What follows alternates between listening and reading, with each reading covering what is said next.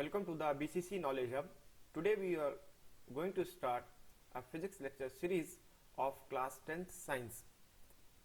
हमारा पहला अध्याय है प्रकाश परावर्तन और अपवर्तन, जिसको हम लाइट रिफ्लेक्शन और रिफ्रैक्शन के नाम से भी जानते हैं। फिजिक्स में कुल 5 चैप्टर्स हैं, जिसमें से पहला चैप्टर है प्रकाश परावर्तन तथा अपवर्तन, जिसे आज हम पढ़ेंगे। उसके अलावा मानव नेत्र तथा रंग बिरंगा संसार, विद्युत धारा के चुंबकीय प्रभाव और ऊर्जा के स्रोत, ये सारे चैप्टर्स फिजिक्स में आते हैं। आखिरी के 2 अध्याय 15 और 16 हमारा पर्यावरण और प्राकृतिक संसाधनों का संपोषित प्रबंधन, ये दोनों ही इन्वायरमेंटल स्टडी के लिए इम्पोर्टेंट हैं। तो आइए देखते हैं हम अपना पहला अध्याय, फर्स्ट चैप्टर प्रकाश परावर्तन तथा अपवर्तन। जैसा कि मैंने बताया, इसे लाइट रिफ्लेक्शन एंड रिफ्रैक्शन भी कहते हैं। आप लोग हिंदी टर्मिनोलॉजी के अलावा, हिंदी के वर्ड्स के अलावा इंग्लिश के भी वर्ड्स याद करने की कोशिश करिए, जो कि आपको आगे की क्लासेस में बहुत ही काम आएंगे। Let's start with our chapter. सबसे पहले हम ये जान लेते हैं कि इस अध्याय को या इस चैप्टर को पढ़ने का इम्पोर्टेंस क्या है। तो आप अपने दैनिक जीवन में, डेली लाइफ में बहुत सी चीज़ें एक्सपीरियंस करते होंगे, और लाइट हम सबके आसपास हर वक्त प्रेजेंट है, अवेलेबल है। और सबसे मेन सोर्स ऑफ लाइट क्या है, मुख्य स्रोत क्या है, वो है हमारा सन, यानी कि सूरज। तो सूरज प्रकाश का यानी लाइट का सबसे इम्पॉर्टेंट और मेन सोर्स है, जो कि हमें एनर्जी प्रोवाइड कराता है। और इसके अलावा हमारे घरों में इलेक्ट्रिसिटी आती है, यानी हमारे घर में बल्ब्स लगे हुए हैं, ट्यूबलाइट्स हैं, हमारे पास टॉर्च है, मोबाइल है तो उसमें फ्लैश लाइट है, या बहुत से और भी सोर्सेज हैं जो कि लाइट क्रिएट करते हैं, हमको लाइट प्रदान करते हैं। तो इन लाइट का सबसे पहले देखते हैं कि इम्पोर्टेंस क्या है। एक्चुअली इन लाइट का इम्पोर्टेंस सबसे पहला ये है कि हम किसी भी वस्तु को तभी देख पाते हैं, तभी ऑब्जर्व कर पाते हैं, जब उस वस्तु से लाइट टकरा कर हमारे आंखों में पड़ती है। तो किसी वस्तु पे लाइट पड़ी और उससे टकराई और फिर वापस हमारी आंखों में पड़ी, तो वस्तु हम देख पाते हैं। अगर कोई वस्तु अंधेरे में रखी है, हम उसको नहीं देख पा रहे हैं, तो इसका मतलब साफ है कि उस वस्तु पर लाइट नहीं पड़ रही है और लाइट टकराकर हमारे आंखों पे वापस नहीं आ रही है। इस कारण से हम उस वस्तु को नहीं देख पा रहे हैं। तो बेसिकली लाइट का ये सबसे इम्पोर्टेंट वर्क है कि इसकी वजह से हम चीज़ों को देख पाते हैं। तो आगे हम देखेंगे कि प्रकाश किरण किसे कहते हैं, यानी लाइट रे किसे कहते हैं। तो ये लाइट रे क्या होती है, एक्चुअली प्रकाश किरण क्या होती है, जो यहाँ पे लिखा हुआ है। लाइट रे या प्रकाश किरण को हम बहुत सिंपली से समझ सकते हैं, बहुत सिंपल लैंग्वेज में, कि अगर आपने ऑब्जर्व किया होगा कि अगर आपने एक टॉर्च यूज़ किया होगा या कोई भी लाइट सोर्स यूज़ किया होगा, जैसे कि यहाँ पे एक टॉर्च बनी हुई या कोई भी लाइट सोर्स यूज़ किया होगा, तो आप देखेंगे कि टॉर्च को जलाने पे प्रकाश हमेशा एक सीधे माध्यम में जाता है, यानी सीधा देखिए यहाँ पे प्रकाश जा रहा है। तो एक्चुअली में ऐसा तो नहीं हुआ कि आपने टॉर्च जलाया और लाइट यहाँ से कहीं यहाँ पे, यहाँ से कहीं यहाँ पे चली गई, नहीं, लाइट जो है वो सीधे गई। तो इसका मतलब ये साफ हो गया कि अगर आप किसी एक पर्टिकुलर सोर्स से लाइट क्रिएट करते हैं, तो लाइट हमेशा एक सरल रेखा यानी एक सीधी रेखा में चलने की कोशिश करता है, जब तक कि उसके रास्ते में कोई भी ऑब्जेक्ट ना रख दिया जाए या कोई भी ऐसी वस्तु ना हो जिससे लाइट डिफ्रैक्ट हो या विचलित हो। तो इस प्रकार से यह स्पष्ट हो जाता है कि लाइट जो है वो एक सरल रेखा में चलती है, ये एक सीधे रेखा में चलती है, जिसे हम प्रकाश की किरण या लाइट रे कहते हैं।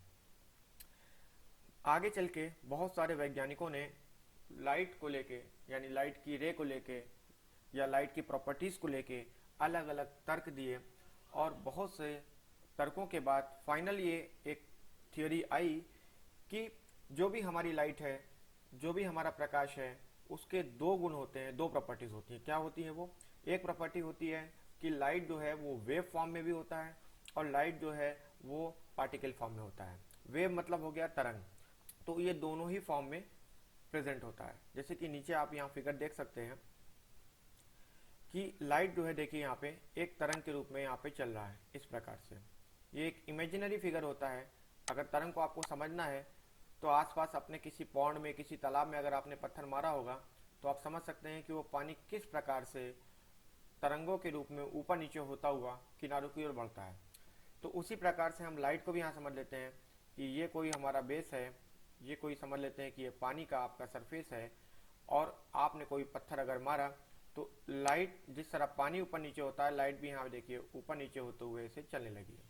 तो बेसिकली ये क्या है कि हम इसको समझ सकते हैं कि लाइट जो है वो एक तरंग के रूप में भी चलता है, और इन्हीं तरंगों में अगर हम इमेजिन करें तो हम मान लेते हैं कि यहाँ पे छोटे छोटे पार्टिकल्स हैं, छोटे छोटे पार्टिकल्स हैं जो कि यहाँ पे मौजूद हैं, जो कि आगे की ओर बढ़ रहे हैं। इन पार्टिकल्स को फोटॉन भी कहते हैं, जिनके अंदर काफ़ी एनर्जीज होती है। तो इसका मतलब स्पष्ट हो गया कि लाइट जो है उसके अंदर वेव की प्रॉपर्टी भी है, लाइट जो है उसके अंदर पार्टिकल की प्रॉपर्टी भी है।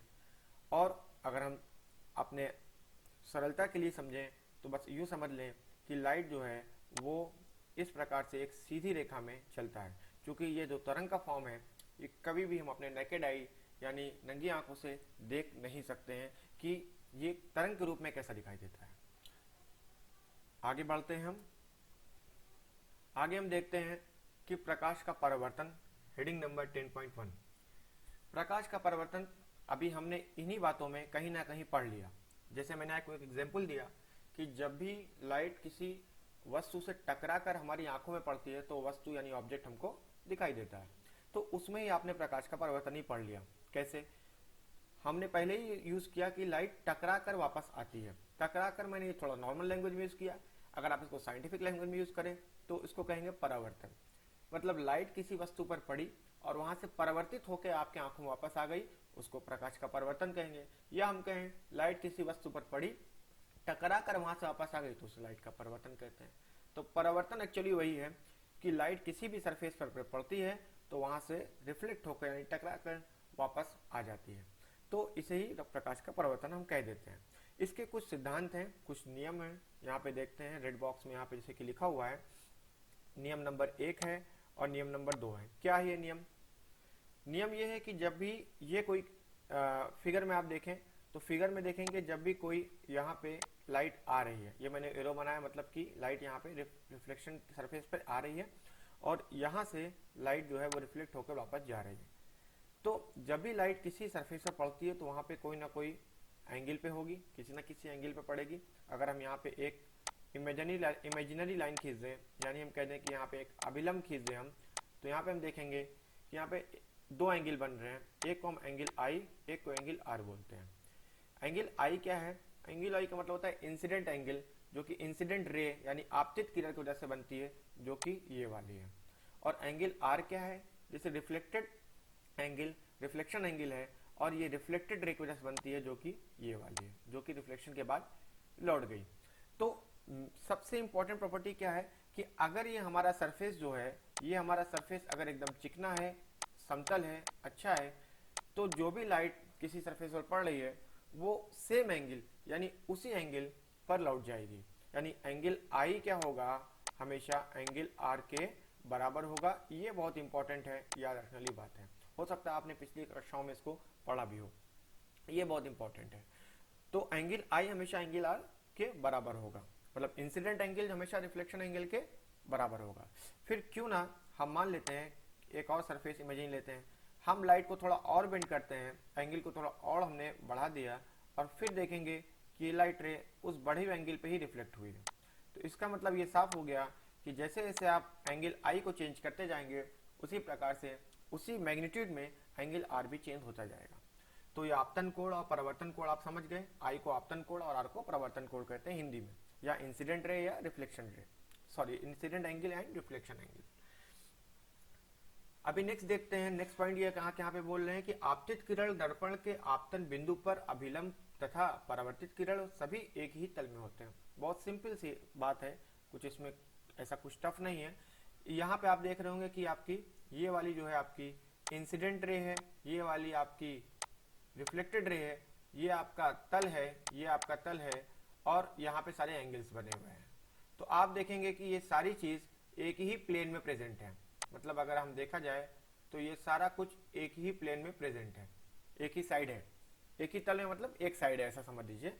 कि इसलिए क्योंकि जो भी लाइट है जहां पर भी पड़ रही है, किसी पृष्ठ पर पड़ रही है, किसी सरफेस पर पड़ रही है, वो वहीं से वापस उसी तल में यानी उसी साइड लौट रही है, एंगल भी सारे उसी साइड बन रहे हैं। यहाँ पे ये बात एक्चुअली कही गई है। तो ये स्पष्ट हो गया। अभी आते हैं हम समतल दर्पण पे थोड़ा, जो कि आपके इस हेडिंग में लिखा हुआ है। यहाँ पे हम समतल दर्पण की बात करें, समतल दर्पण मतलब क्या हो गया, प्लेन मिरर। इसमें कुछ टफ नहीं है, प्लेन मिरर जो कि आप सबके घर पे प्रेजेंट होता है। यानी प्लेन मिरर में जब भी आप अपनी इमेज को देखते हैं तो आप ऑब्जर्व करिए कि वो इमेज आपको कैसी दिखाई दे रही है।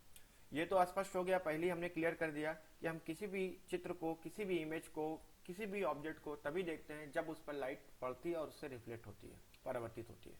तो आपको अपनी इमेज कैसी दिखाई देती है, वो स्ट्रेट है, मीन्स कि वो सीधी इमेज होती है। जो भी जैसा भी ऑब्जेक्ट बाहर है वैसी सेम ऑब्जेक्ट आपको अंदर भी दिखाई देता है। क्या किसी प्रकार का कोई चेंज दिखाई देता है? नहीं। तो यहाँ पे ये कहने की कोशिश कर रहे हैं, पर ये चेंज क्या हमेशा सभी मिरर्स के लिए या सभी सरफेसेस के लिए सेम होता है? अगर हम कुछ ऐसे सरफेसेस की बात करें जिनका जो परावर्तक पृष्ठ है, मतलब रिफ्लेक्शन साइड है या रिफ्लेक्शन सरफेस है, अगर वो वक्रित हो ना, वक्रित मतलब क्या हो, कर्व्ड हो। जैसे कि यहाँ पे लिखा हुआ है, यदि परावर्तक पृष्ठ वक्रित हो तो प्रतिबिंब कैसे बनेंगे। अब यहाँ पे एक क्वेश्चन आता है कि प्लेन मिरर में तो वैसे ही बनते हैं जैसे हम देख रहे हैं अपने सामने, मगर आपको हम अगर कर्व्ड सरफेस दे दे तो क्या चेंजेस होंगे? हाँ, बिल्कुल होंगे। और इसका अध्ययन आप अपने घर पे एक स्पून लेके यानी एक चम्मच लेके भी कर सकते हैं।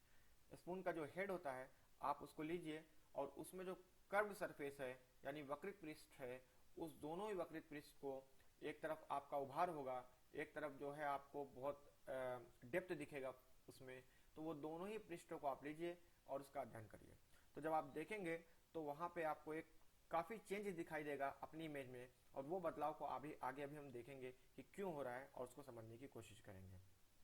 तो अब यहाँ पे आगे हम बढ़ते हैं और बात करते हैं गोलीय दर्पण की, यानी कर्व्ड मिरर की। ये गोलीय दर्पण, जैसे कि 10.2 में लिखा हुआ है, गोलीय दर्पण क्या होता है, कर्व्ड मिरर क्या होता है। तो अभी अभी हमने बात किया कि कोई भी ऐसा मिरर, कोई भी एक ऐसा आईना, या हम कहते हैं कोई भी ऐसा एक सरफेस जो कि कर्व्ड है, मीन्स वक्रित है, तो उससे अगर कोई दर्पण बना हुआ है तो उसका मतलब वो गोलीय दर्पण होगा। ये क्लियर हो गया। और गोलीय दर्पण भी दो प्रकार के होते हैं, एक अवतल दर्पण होता है और एक उत्तल दर्पण होता है। अवतल दर्पण को क्या बोलते हैं, कॉनकेव मिरर, और उत्तल दर्पण को क्या बोलते हैं, कॉन्वेक्स मिरर। तो आइए यहाँ पे हम देखते हैं कि कॉनकेव और कॉन्वेक्स मिरर दिखते कैसे हैं, बनते कैसे हैं, और कब हम कह सकते हैं कि ये मिरर कॉनकेव है और ये मिरर कॉन्वेक्स है। एक्चुअली बहुत सिंपल है, बस आपको थोड़ा ध्यान देने की जरूरत है। यहाँ पे देखिए, आपके सामने एक यहाँ पे एक बॉल बनी हुई है। अगर आप इस इमेज को देखते हैं, ये इमेज एक बॉल है, एक ग्लास बॉल है जो कि अंदर से हॉलो है, खोखली है, ग्लास की बनी हुई है। अगर आप इस बॉल को यहाँ से कट कर देते हैं, यहाँ से पूरा आप इसको कट कर देते हैं, यानी दो पार्ट में कर देते हैं, पार्ट 1 और पार्ट 2, तो आप ध्यान देंगे कि आप कट करने के बाद आपको कॉन्वेक्स मिरर भी मिलेगा, आपको कॉनकेव मिरर भी इससे मिलेगा। कैसे, अभी इसको थोड़ी देर में समझते हैं। सबसे पहले आते हैं चित्र नंबर 10.1 पे, फिगर नंबर 10.1 पे। यहाँ पे देखिए दो फिगर बने हुए हैं, ए और बी। ए में ये बोल रहे हैं कि अगर इन्होंने इस सरफेस यानी इस पृष्ठ को, ये वाला, इसको छायांकित कर दिया। छायांकित मतलब होता है कि उसको रफ कर दिया, मीन्स वो सरफेस ऐसा बना दिया कि वहां से रिफ्लेक्शन, लाइट का रिफ्लेक्शन ना हो पाए, मिनिमम हो या जीरो हो, या हम कह सकते हैं इसको हमने ब्लाइंड कर दिया। आप इसको पेंट वगैरह करके भी कर सकते हैं। तो ये एक रिफ्लेक्शन साइड होगी आपकी, जहां से रिफ्लेक्शन हो सकता है लाइट का। तो ये आपका कौन सा मिरर हो गया, कॉनकेव यानी अवतल दर्पण हो गया। लाइकवाइज अगर आप चित्र नंबर बी का पार्ट देखें, यहाँ पे थोड़ी सी एक गलती है कि इन्होंने इसको भी सेम ही बना दिया है, जबकि इनको यहाँ पे छायांकित यानी ब्लाइंड करना चाहिए था ये पार्ट। तो ये आपकी रिफ्लेक्शन साइड हो गई। क्लियर है? मीन्स हमें क्या मालूम चला कि कॉनकेव या कॉन्वेक्स मिरर ये किसी भी गोलीय दर्पण का पार्ट होते हैं, यानी कर्व मिरर का पार्ट होते हैं, जो कि इस ग्लास बॉल से हम बना सकते हैं, जो ग्लास बॉल से बना सकते हैं। डिपेंड करता है कि आपने कौन से सरफेस यानी कौन से पृष्ठ को ब्लाइंड किया है या छायांकित किया है, वो डिसाइड करेगा कि हमारा कॉन्वेक्स मिरर है या कॉनकेव मिरर है। जैसे ये मैंने एक मिरर बना दिया। अब मेरा क्वेश्चन आपसे, मेरा क्वेश्चन क्या है, बताइए ये कॉन्वेक्स है कॉनकेव है? नहीं, आप नहीं बता सकते। आप ये बता सकते हैं ये कर्व मिरर है, आप ये बता सकते हैं ये गोली दर्पण है, बट आप ये नहीं बता पाएंगे कि कॉन्वेक्स है कि कॉनकेव है जब तक कि हम एक ब्लाइंड सरफेस डिसाइड नहीं कर लेते। तो हमने अगर डिसाइड किया कि हम यहाँ पे ब्लाइंड करने वाले हैं, तो इसका मतलब क्या हो गया, रिफ्लेक्शन साइड ये हो गया, ये हमारा कौन सा, कॉनकेव हो गया। और अगर हम सेम पोजीशन में अगर एक और मिरर बना दें और हमने यहाँ पर जो है ब्लाइंड कर दिया सरफेस और ये हमारा रिफ्लेक्शन साइड हो गया, तो ये कॉन्वेक्स हो गया। तो ये लॉजिकल है, थोड़ा लॉजिक वाली चीज़ है, समझने की चीज़ है। अब देखिए बहुत सारे पॉइंट्स हैं यहाँ पे। आपका ध्रुव यानी पोल ऑफ मिरर P क्या है, सेंटर ऑफ कर्वेचर C क्या है, वक्रता त्रिज्या R क्या है, यह मुख्य अक्ष क्या है। बहुत सिंपल है, अगर आप कॉन्वेक्स कॉनकेव का फंडा समझ गए हैं, गोली दर्पण को समझ गए हैं, तो इसको समझने के लिए आपको बहुत आसानी हो जाएगी। यहाँ फिगर नंबर 1 जो मैंने बनाया है A और B, इसको हम देखते हैं। A हम यूज करेंगे किसके लिए, कॉनकेव के लिए। B हम यूज करेंगे किसके लिए, कॉन्वेक्स के लिए। एक्चुअली दोनों सेम ही है, आपको जैसे कि बताया मैंने, थोड़ा ही डिफरेंस है कि किस साइड पे हम ब्लाइंड कर रहे हैं उसे। तो हमें कॉनकेव बनाना है, तो हमें कहाँ पे पॉलिश करना चाहिए, कहाँ पे हमको वो करना चाहिए, ब्लाइंड करना चाहिए, बाहर की तरफ। ओके, ये यानी हमारा पॉलिश सरफेस यानी चिकना सरफेस जो होगा, जो कि रिफ्लेक्शन साइड होगा, वो कहाँ पे होगा, इस साइड होगा। ये क्लियर हो गया। अब हमें देखना है कि इमेजिन कि ये हमारा मिरर कंप्लीट है। हम इमेजिन करते हैं कि ये हमारा जो मिरर है एक्चुअली सिर्फ यहाँ तक लिमिटेड नहीं है, जैसे कि मिरर में आपको दिखाया गया ये हाफ नहीं है, ये पूरा एक सर्किल है। हम मान लेते हैं पूरा एक सर्किल है, आपको समझने में आसानी होगी। तो जिस प्रकार से ये हमारा जो बॉल है, नीचे देखते हैं इस मिरर को, इस बॉल का एक अपना सेंटर होगा ऑब्वियसली। इसी बॉल से कट करके आपने ये जो है इमेजेस बनाई, ये आपने मिरर्स बनाए। तो इस मिरर का मान लेते हैं कि जो इस बॉल का हमारा क्या होगा, सेंटर होगा, ये इस मिरर का भी क्या होगा, सेंटर होगा। जबकि ये सेंटर देखिए मिरर के अंदर प्रेजेंट नहीं है, ये मिरर के अंदर प्रेजेंट नहीं है, बट हम ऐसा इमेजिन कर सकते हैं कि इसका भी सेंटर क्या होगा, वही होगा अगर हम इस मिरर को पूरा कंप्लीट करते हैं। तो समझिए बात को, इस मिरर को पूरा कंप्लीट करते हैं तो ये सेंटर को सेंटर ऑफ क्या बोलेंगे, कर्वेचर यानी वक्रता केंद्र बोलते हैं, जिसको हम C से जो भी लिख सकते हैं, यहाँ पे C लिख के। नेक्स्ट आते हैं, अगर सिर्फ मिरर की बात करते हैं, मिरर की बात करेंगे तो हमारा मिरर में देखेंगे जो मिरर का आपका पॉइंट है, सेंटर पॉइंट है, ये है, इसको हम क्या कहेंगे, P कहेंगे, यानी ध्रुव या पोल कहते हैं। और इस C और P को मिलाने वाली जो लाइन है, ये पूरी जो दूरी है, इसको हम क्या कहते हैं, इसको हम कहते हैं R यानी वक्रता त्रिज्या यानी रेडियस ऑफ कर्वेचर कहते हैं। तो सिंपल था, ये बहुत टफ नहीं था। कभी भी आप अगर पूरा सर्किल मान के चलेंगे या पूरी बॉल मान के चलेंगे कि ये हमारा मिरर तो एक बॉल से निकला है और ये पूरा बॉल है, तो आपको याद करने या समझने में मुश्किल नहीं होगा। इसी प्रकार से हम फिगर नंबर B को देखते हैं जो मैंने ड्रॉ किया है। इसमें देखिए यहाँ पे इसी प्रकार से अगर हम अंदर की तरफ इनर साइड को हम यहाँ पे अगर हम ब्लाइंड कर देते हैं तो एकदम साफ हो जाता है कि रिफ्लेक्शन साइड हमारा ये वाला है जो कि पॉलिश्ड है और ये हमारा कॉन्वेक्स मिरर रेडी हो गया।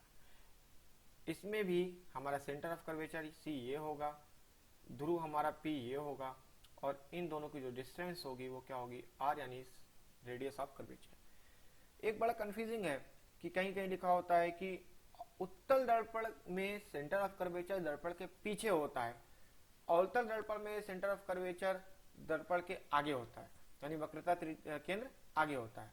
तो ये सब टर्मिनोलॉजी में मत पढ़िए आप सिर्फ समझिए कि दोनों ही दर्पण सेम है। हम डिसाइड करते हैं रिफ्लेक्शन साइड कौन सा है, एक साइड ब्लाइंड कर दिया, एक साइड रिफ्लेक्शन साइड हो गया। दोनों ही एक ही बॉल से निकले हुए हैं, आप जैसे कि यहाँ पे देख रहे हैं एक ही बॉल से निकले हुए हैं। तो ऐसे याद करने से अच्छा है कि आप ये समझ लीजिए कि आप दोनों फिगर एक्चुअली और भी देख रहे होंगे, आपको समझ में आ रहा होगा कि ये तो सेम ही है। बस हम मिरर के पीछे क्यों बोलते हैं, क्योंकि ये जो हमारा कॉन्वेक्स मिरर का फिगर आप देख रहे हैं, यहाँ पे आपने ब्लाइंड इस साइड किया हुआ है, देखिए इस साइड ब्लाइंड किया हुआ है, तो मिरर का फ्रंट साइड कौन सा हो गया, ये हो गया, दिस इज फ्रंट जो रिफ्लेक्शन है। तो इसीलिए हम बोल देते हैं कि मिरर के पीछे के साइड, मिरर के पीछे के साइड हमारा सेंटर ऑफ कर्वेचर है। ठीक है, तो वो याद समझने वाली बात है, आप कैसे याद कर रहे हैं, बट आपको जो प्रिंसिपल है वो पता होना चाहिए। डेफिनेशन तो आप अपने से बना सकते हैं और कैसे भी याद कर सकते हैं।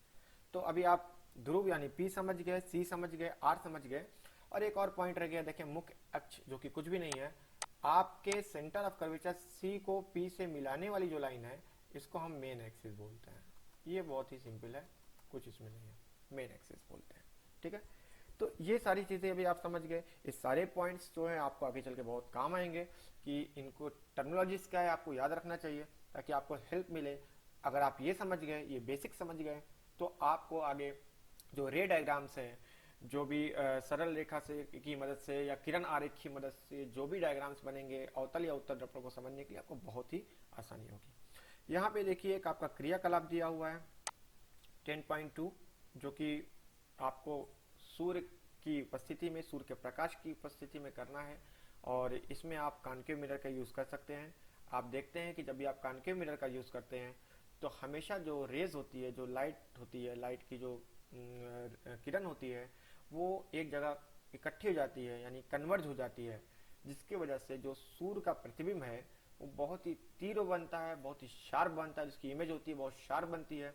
तो अगर आप किसी पेपर को लेंगे, एक कॉन्केव मिरर को लेंगे, और लाइट की यानी सनलाइट की यानी सन की प्रेजेंस में जब आप उस मिरर को पेपर के सामने रखेंगे, तो आप देखेंगे कि पेपर पे एक इमेज बनती है। हाँ, पेपर पे एक इमेज बनती है, एक बहुत छोटी इमेज बनती है, अपोजिट यानी उल्टी इमेज बनती है। अभी आप आगे समझ जाएंगे कि कॉन्केव मिरर से कैसे उल्टी इमेज बनती है, आगे आपको मिलेगा पढ़ने के लिए। और पेपर जो है वो हीट हो जाता है, गर्म हो जाता है और सुलगने लगता है। तो ये सारे एक्सपेरिमेंट्स आप कर सकते हैं सावधानी पूर्वक, और कॉन्केव मिरर को समझ सकते हैं। अब यहाँ पे आती है कि दर्पण का रिफ्लेक्शन कैसे होता है, इसको हम रे के माध्यम से यानी प्रकाश किरण के माध्यम से कैसे समझा सकते हैं, और कुछ उसके साथ टर्मिनोलॉजीज हैं। तो सबसे पहले हम समझ लें कि जो हमारा कॉन्केव मिरर होता है, ठीक है, जो हमारा कॉन्केव मिरर होता है वो हमेशा कैसा होता है, वो हमेशा कन्वर्जिंग का काम करता है, कन्वर्जिंग मिरर होता है। और जो कॉन्वेक्स मिरर होता है वो हमेशा डाइवर्जिंग होता है। अब आपके सामने ये दो टर्मिनोलॉजीज आ गई। अब आप पूछेंगे कन्वर्जिंग और डाइवर्जिंग क्या होता है।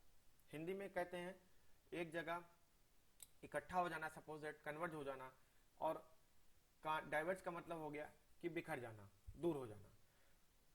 तो अगर आप चित्र में देखेंगे, चित्र नंबर 1 को, ए को, और चित्र नंबर 2 को, तो ऊपर वाला मिरर जो है वो कॉन्केव है और नीचे वाला मिरर जो है वो कॉन्वेक्स है। तो आप देखेंगे कि लाइट रेज आपकी जो आ रही है वो एक जगह कहीं ना कहीं इस पॉइंट पे मिल रही है, और नीचे वाले मिरर को देखेंगे तो लाइट रेज कहीं मिल नहीं रही हैं, एक दूसरे से दूर होती जा रही है। तो इसीलिए कॉन्केव को कन्वर्जिंग मिरर कहते हैं, क्योंकि ये लाइट को एक जगह कलेक्ट कर देता है, और कॉन्वेक्स को डाइवर्जिंग मिरर कहते हैं, क्योंकि लाइट को एक जगह कलेक्ट नहीं करता बल्कि डाइवर्ट कर देता है। तो जैसा कि अभी आपको हमने बताया कि सूर्य के प्रकाश की उपस्थिति में कॉन्केव मिरर लेके आपने जो एक्सपेरिमेंट किया अगर, तो उसमें क्या होगा, वो पेपर जो है वो हीट होने लगता है। क्यों हीट होता है, क्योंकि वहां पे सारी लाइट कलेक्ट हो गई, क्योंकि वो कॉन्केव मिरर है, तो इस वजह से वो हीट होके जलने लगता है। अब इसको और हम अच्छे से देखेंगे, और थोड़ा इसका कुछ 2-3 टर्मिनोलॉजीज हैं उसको भी समझने की कोशिश करेंगे। तो यहाँ पे फिगर नंबर 1 सपोज दैट हम यहाँ पे बनाने की कोशिश कर रहे हैं। ये कौन सा मिरर है, हमारा कॉन्केव मिरर है। सपोज दैट कि यहाँ पे कोई ऑब्जेक्ट रखा हुआ है दूर पे, मान लेते हैं, और यहाँ से उस ऑब्जेक्ट से प्रकाश जो है जाकर यहाँ से टकराकर निकल जा रहा है। ठीक है, थोड़ा डायग्राम मेरा उतना अच्छा नहीं है, बट आप समझ सकते हैं इसको कि मैं क्या दिखाने की आपको कोशिश कर रहा हूँ। ठीक है, कि किस प्रकार से ये एक जगह से यहाँ से एक एंगल पे फोकस हो रहा है। तो जिस ये पर्टिकुलर एंगल पे फोकस हो रहा है, इसको हम एफ कहते हैं। क्या बोलते हैं? एफ, यानी मुख्य फोकस। जैसा कि यहाँ पहले लिखा हुआ है मुख्य फोकस, यानी कि जो भी लाइट रेज है जब भी किसी मिरर से, आपका अवतल भी हो सकता है उत्तल भी हो सकता है, टकरा कर किसी एक बिंदु पर मिल रही हैं तो, या मिलती हुई प्रतीत हो रही हो, अभी आपको आगे मैं समझाऊंगा, तो उसको हम क्या कह सकते हैं? मुख्य फोकस यानी एफ कह सकते हैं। और इसी मुख्य फोकस से ये जो आपका ध्रुव है जिसको हम पहले पढ़ चुके हैं पी यानी पोल, मुख्य फोकस से जो पोल की दूरी होती है उसको हम क्या कहते हैं? फोकस दूरी कहते हैं, यानी फोकल लेंथ कहते हैं, स्मॉल एफ कहते हैं। और एक चीज और आप ध्यान दीजिए कि अगर यहाँ पे m और n हम दो लिख दें, और इस m और n की जो दूरी होगी यहाँ से यहाँ तक की, इसको हम अपर्चर यानी mn कहते हैं, यानी यहाँ से यहाँ तक की जो दूरी होगी इसको हम क्या कहेंगे? अपर्चर बोलेंगे, जिसको हम द्वारक भी बोलते हैं। तो ये कुछ टर्मिनोलॉजीज हैं जिसको आपको समझना है और याद भी करना है। नीचे वाला हम फिगर देखते हैं, फिगर नंबर बी, यहाँ पे जो कि एक कॉन्वेक्स मिरर है। यहाँ पे कोई ऑब्जेक्ट रखा हुआ है, सपोज दैट यहाँ से अगर प्रकाश जाता है ऐसे, तो ये रिफ्लेक्ट होके इस प्रकार से कुछ हो जाता है। ये आया यहाँ पे, ये आया, ये यहाँ पे प्रकाश आया और रिफ्लेक्ट होके कहाँ जाएगा? वापस निकल जाएगा। यहाँ पे प्रकाश आया, रिफ्लेक्ट होके कहाँ जाएगा? वापस निकल जाएगा। तो ये बेसिकली क्या है कि ऐसा मत सोचिए कि मैंने ऊपर के फिगर में रिफ्लेक्शन के बाद एक जगह फोकस किया, यहाँ पे नीचे की फिगर कॉन्वेक्स में मैंने रिफ्लेक्शन के बाद उसको बाहर डिफ्लेक्ट कर दिया, मैंने अंदर क्यों नहीं पॉइंट पे उसको बना दिया। देखिए ये क्या है कि जब भी आप परावर्तन को अगर समझेंगे, रिफ्लेक्शन को समझेंगे, तो वो एक्चुअली में जब आप रिफ्लेक्शन यहाँ एंगल निकालेंगे तो वो सही होगा, इंसिडेंट और रिफ्लेक्शन एंगल जो है वो समान होंगे। तो इस प्रकार से अगर हम कर्व सरफेस पे प्रकाश डालें तो वो क्या होता है? डाइवर्ट हो जाएगा, वो डाइवर्जेंट का काम करेगा हमारा मिरर, वो एक जगह कलेक्ट नहीं होगा। बट अगर हम देखें, अगर हम इसको थोड़ा पीछे बढ़ाने की कोशिश करें, हम इमेजिनरी मान लेते हैं कि ये प्रकाश क्या है, पीछे हम जा रहे हैं, एक्चुअल में ये देखिए लाइट अंदर नहीं जा रहा है, बट हम इमेजिन करके मान रहे हैं इसको, तो कहीं ना कहीं यहाँ पे ये मिल जा रहा है। जो यहाँ पे मिल जा रहा है इसको कैपिटल एफ कहते हैं, यानी फोकस कहते हैं। और ये जो हमारा पी हम पता है हमको, यानी कि पी और एफ, तो आप समझ गए कि जहां पे भी प्रकाश मिल रहा है या मिलता हुआ प्रतीत हो रहा है, यहाँ पे प्रतीत हो रहा है, आपको ऐसा लग रहा है, दिस इज इमेजिनरी लाइन, तो इसको हम अपना क्या कहेंगे? Capital F. और जिस प्रकार से ऊपर हमने पढ़ा अभी, पी से एफ की दूरी क्या कहलाएगी? स्मॉल एफ कहलाएगी, फोकल लेंथ कहलाएगी। तो ये क्लियर हो गया हमको कि कॉन्वेक्स मिरर हमेशा प्रकाश को डाइवर्ट करता है, दूर लेके जाता है, कॉनकेव मिरर हमेशा प्रकाश को एक जगह कलेक्ट करता है, गैदर करता है, और जहां भी प्रकाश गैदर हो रहे हैं उस पर्टिकुलर लोकेशन को, उस पर्टिकुलर पॉइंट को हम मुख्य फोकस कहते हैं। कॉनकेव मिरर के केस में ये एक्चुअल में एक जगह गैदर होता है, एक जगह कलेक्ट होता है, जैसे कि यहाँ पे हो रहा है ऊपर फिगर नंबर ए में। बट कॉनकेव मिरर के केस में, सॉरी कॉन्वेक्स मिरर के केस में, ये एक जगह गैदर नहीं होता, एकत्रित नहीं होता, बल्कि डाइवर्ट हो जाता है। मिरर पे पड़ने के बाद जो प्रकाश की किरण है वो डाइवर्ट हो जाती है। बट मिरर के पीछे इमेजिनरी लाइन अगर हम ड्रॉ करते हैं, काल्पनिक रेखा ड्रॉ करते हैं, तो वहां पे कहीं ना कहीं मिलता हुआ प्रतीत होता है, हमको ऐसा लगता है, तो उसको हम मुख्य फोकस मान लेते हैं। और मुख्य फोकस से और पी यानी ध्रुव की दूरी को हम फोकस दूरी यानी फोकल लेंथ कहते हैं। ठीक है, तो ये सारी चीजें टर्मिनोलॉजीज अभी आपको क्यों समझना है? क्योंकि आगे आपको जो भी इस चैप्टर में आएगा, ये सारे ही पॉइंट्स बहुत इंपॉर्टेंट है। अगर आप इसका अध्ययन नहीं करेंगे या आपको याद नहीं है तो आप आगे के पॉइंट्स समझ नहीं पाएंगे ठीक से। तो ये सारा आप प्रैक्टिस करेंगे खुद और समझने की कोशिश भी करेंगे। अगेन यहाँ पे हम देखते हैं कि ये क्या लिखा हुआ है, r बराबर 2f। r बराबर 2f क्या लिखा हुआ है? r आपको पता है, हमने पहले ही बताया है क्या होता है? वक्रता त्रिज्या होती है। क्या होती है? वक्रता त्रिज्या यानी रेडियस ऑफ कर्वेचर। अगर आप इसी फिगर को देखते हैं जो हमने बनाया, थोड़ा सा आप और दूर जाते हैं तो कहीं ना कहीं इस गोले को इमेजिन करते हैं, तो यहाँ पे इस गोले का C मतलब कि वक्रता केंद्र होगा। जैसे कि आप इस गोले को इमेजिन करें और आप इसको बढ़ा लें और इस प्रकार से ऐसे, और मान लें कि ये पूरा आपका गोला होता, ठीक है, सर्किल होता, ठीक है, तो कहीं ना कहीं आपका सेंटर ऑफ कर्वेचर आएगा, ठीक है, C आएगा। मैंने प्रॉपर सर्किल मैंने ड्रॉ नहीं कर पाया हूं मैं, बट फिर भी आप इमेजिन कर सकते हैं कि ये आपका मिरर किसी ना किसी सर्किल से ही निकला होगा, और किसी ना किसी सर्किल से निकला होगा तो इसका अपना खुद का सेंटर ऑफ कर्वेचर होगा, तो C होगा कहीं ना कहीं। C जो होता है, हमेशा एक बात याद रखिए, C होगा और C से P की जो दूरी हमने पहले ही पढ़ लिया क्या होता है, R होता है। C से P की दूरी क्या होती है, R होती है, जिसको हम वक्रता त्रिज्या कहते हैं। तो वक्रता त्रिज्या का एक रिलेशन होता है हमारी फोकल लेंथ यानी फोकस दूरी से। क्या है वो, R बराबर यानी R is equal to 2f, यानी जो भी हमारी वक्रता त्रिज्या होगी वो फोकल लेंथ यानी फोकस दूरी के दुगनी होती है। ये बहुत ही इंपॉर्टेंट है, ये आगे आपको बहुत से फार्मूलाज में काम आएगा। तो ये चीज क्लियर हो गई कि जो हमारी फोकस दूरी होती है, जो हमारी फोकल लेंथ होती है, वो आर के आधी होती है, या कहें कि जो आर होता है यानी वक्रता त्रिज्या होती है वो फोकस दूरी के दुगनी होती है। तो हमारा जो फोकस पॉइंट है, मुख्य फोकस है, वो कहीं ना कहीं सी और पी यानी वक्रता जो हमारा केंद्र है और जो हमारा ध्रुव यानी पी है उसके बीच में आएगा। ठीक है, तो यहां तक आप समझ गए पॉइंट्स को।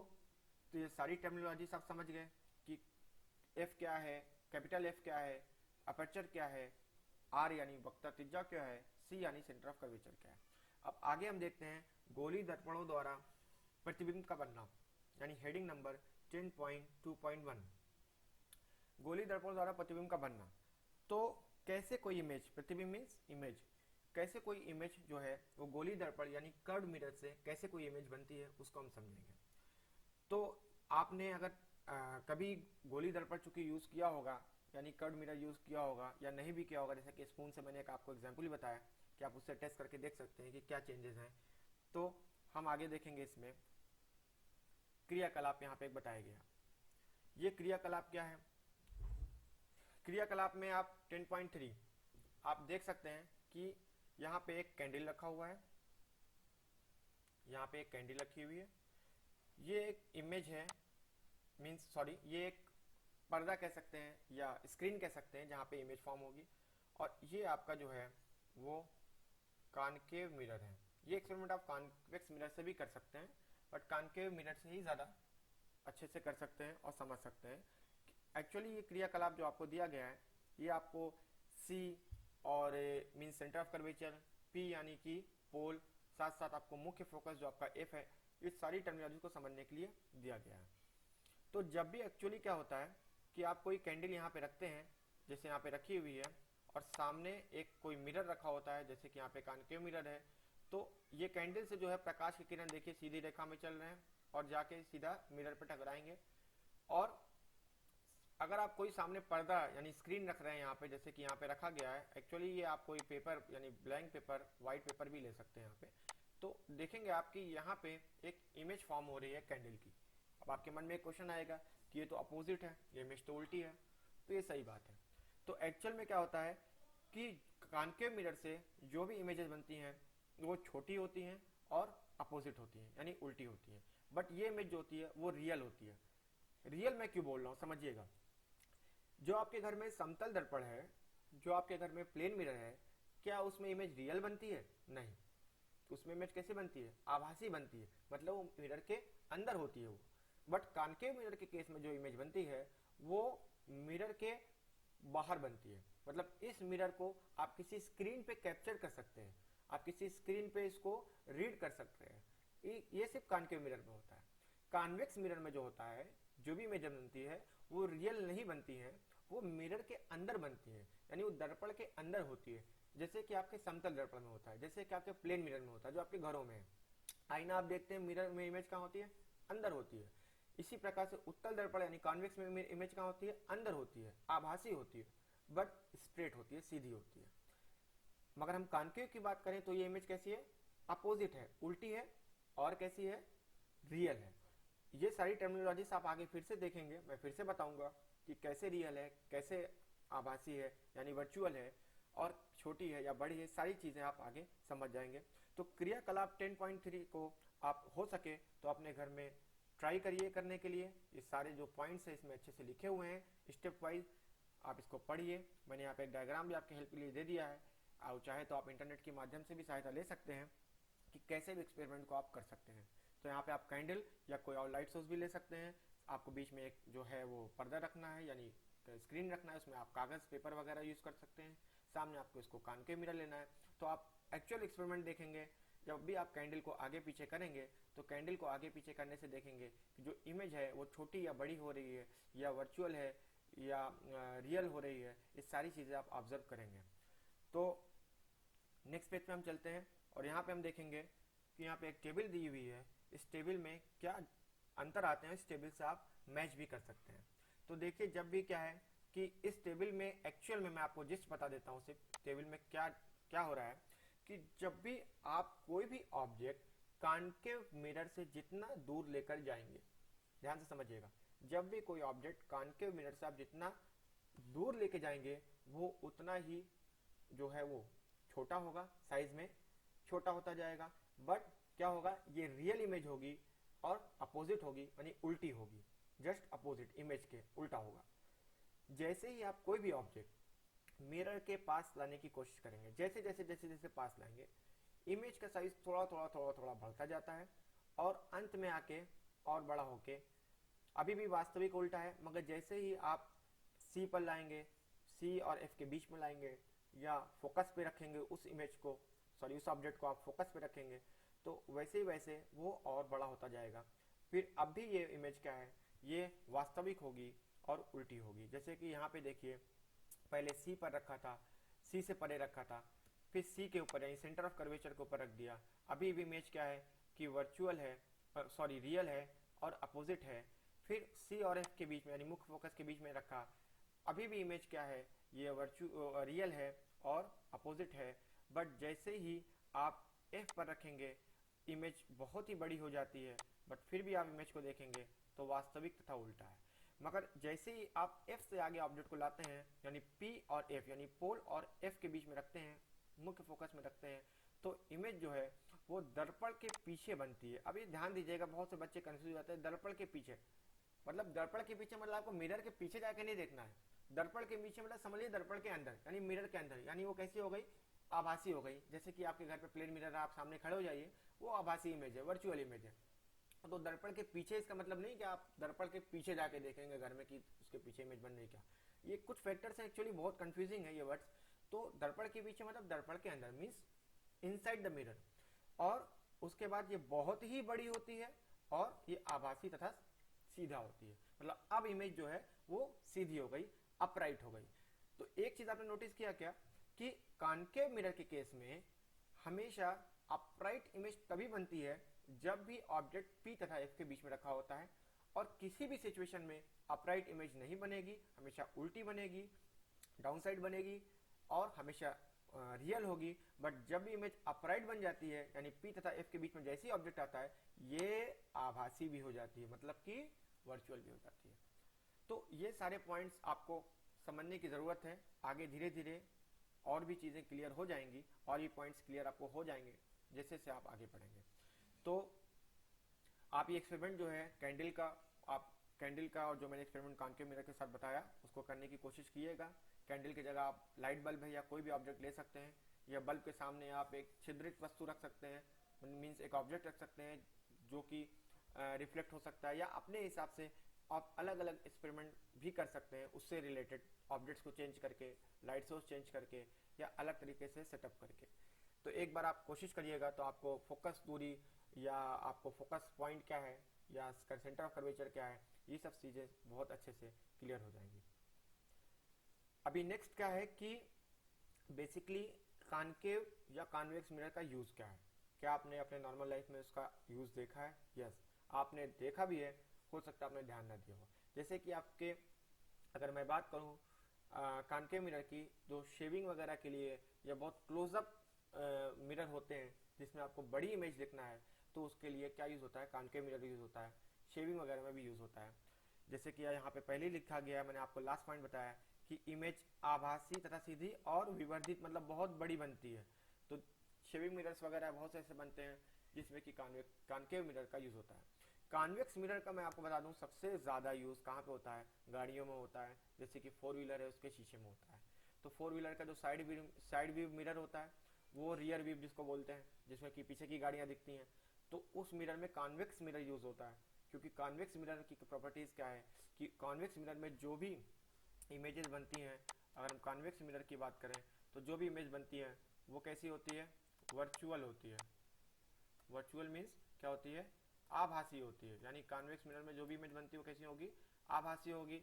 इनसाइड द मिरर बनेगी, और स्मॉल होती है, सॉरी, और क्या होती है, स्मॉल होती है, छोटी होती है। तो ये एक पॉइंट है कि छोटी होती है और आभासी होती है। तो इसीलिए कॉन्वेक्स मिरर यूज करते हैं गाड़ियों में, ताकि वो बहुत ही वाइड एंगल जो है वो एरिया कैप्चर कर लेता है, क्योंकि इमेज छोटी बनती है। ठीक है, तो ये एक डिफरेंस है कॉन्वेक्स और कॉन्केव का, जो कि आपने पढ़ा, आपने समझा। तो जितने भी इंपॉर्टेंट पॉइंट्स है related to convex and concave mirror, you should remember all the points, you should understand all the point, so that you can continue with the next topic, जो कि हमारा है किरण आरेखों का उपयोग करके गोलीय दर्पणों द्वारा बने प्रतिबिंब का निरूपण, जो कि हम अगली हेडिंग में पढ़ेंगे। ये नेक्स्ट लेक्चर में हमारे आएगा। तब तक के लिए आप इन सारे बिंदुओं को, इन सारे पॉइंट्स को अच्छे से समझिए और सीखने की कोशिश करिए, और जो भी क्रियाकलाप दिए हुए हैं उनको करने की कोशिश करिए, बट सावधानी पूर्वक। किसी भी प्रकार की हानि आपको नहीं होनी चाहिए, या आपके फ्रेंड्स को, या जो भी आपके साथ कर रहे हैं उनको नहीं होनी चाहिए, क्योंकि आप कैंडल यूज कर रहे हैं या सूर्य के प्रकाश में आप कॉन्केव मिरर यूज कर रहे हैं, तो उसको आप आइस के पास मत लेके जाइए। ये सब ध्यान रखते हुए एक्सपेरिमेंट को करिए। तब तक के लिए आप इसको याद करिए। Goodbye, take care.